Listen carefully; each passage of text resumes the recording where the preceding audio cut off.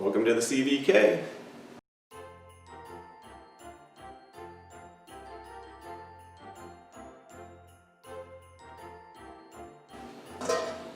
So today we're going to make a winter salad. So first I'm going to show you all the ingredients that we've done here so far. So right here, this is just some nice cleaned kale right here. When I'm making salads and stuff like this at home, I always like to keep everything separate because not everybody has the same taste buds, so especially my family. And doing it this way, as soon as everything's done, everybody's done getting their items, we can close the lids on them. They're all separate, so we can incorporate any of these items later on tomorrow with another dish or another salad. So, and I always tend to make extra because my wife will take a lot to work, then her lunch is all set. Anybody can come down. You know, it's tough. You walk into a kitchen, open the refrigerator or the pantry, you're just staring at it forever. But if you have items like this that are already prepared, it makes it so much easier. You can just open it up, make a very hearty, nice salad. And yeah, so anyway, we have some dried cranberries right here. These will add a little bit of tartness in there. And then this is some tricolored quinoa. So we're keeping everything pretty much vegetable protein besides the blue cheese at the end. But right here we have a tricolored. It's a red, black, and white quinoa. So how you prepare this, I did this earlier and cooled it down. You want to add 1.5 times water to 1 part of quinoa. So if you made a 1 cup of quinoa, you would use 1.5 cups of water. You would boil your water. You could add maybe, a teaspoon of salt if you wish, and boil that out.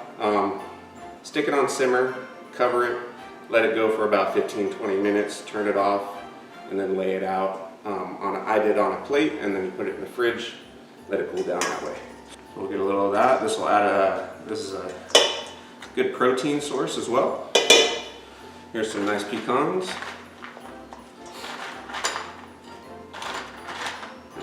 Tangerine segments I did earlier, and who doesn't like these? I mean, you make these good snack later on too. So here's some nice pears,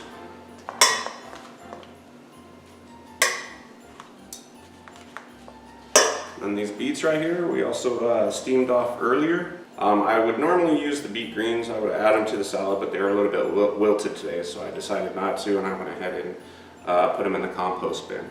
So anyway, you cut them off, you wash them, leave the skins on, stick them in the steamer, and it takes about 45 minutes. Then you can pull them out, the skins come off really easy, and you can cool it down. What I did, a trick to see if they're ready, I take a toothpick, stick them in the center. If the toothpick flows right through it, they're ready. So it's usually about 40 minutes, depending on how large they are. Sometimes you can get beets that are very large, and it'll take a little bit more time. So. All right, here's some radishes we did earlier.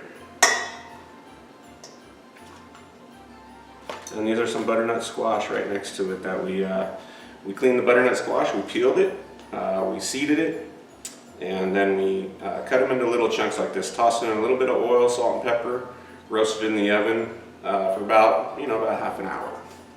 So we'll put some of those in there. And then here's a little bit of persimmon. I had 1 persimmon left. I didn't want it to go to waste, and this is a good winter fruit as well. So we'll go ahead and throw that in there. Some nice greens.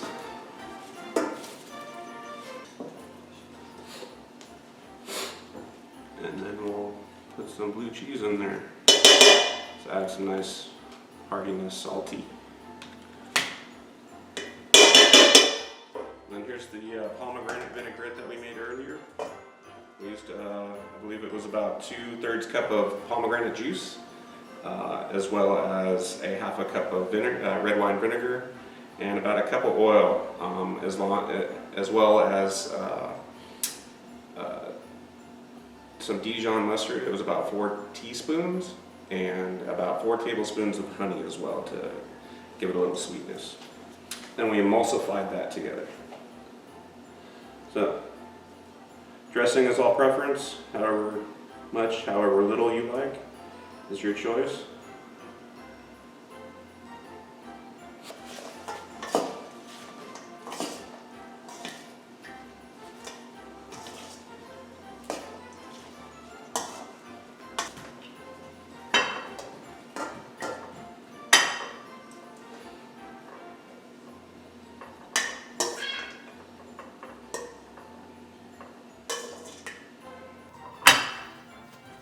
All right, and at the very end, I like to put the beets on the side because if we toss them in there, it's just gonna turn everything purple or red. So I think it gives it a better look this way. Hope you enjoyed it, hope you try it out, and we'll see you next time.